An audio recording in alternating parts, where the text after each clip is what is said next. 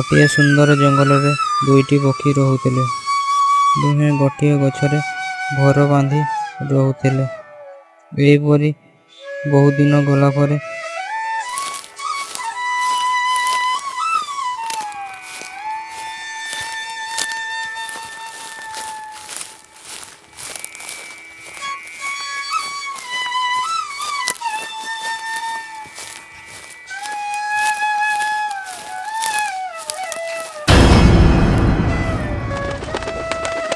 ପକ୍ଷୀ ଦୁହେଁ ଲୋକ ପାଖକୁ ଆସିଲେ।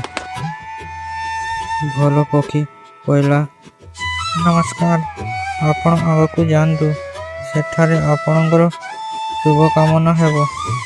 ସେଠାରେ ଖରାପ ପକ୍ଷୀ କହିଲା, ଏଠାରୁ ଚାଲିଯାଅ, ନହେଲେ ବହୁତ ଅସୁବିଧା ହେବ।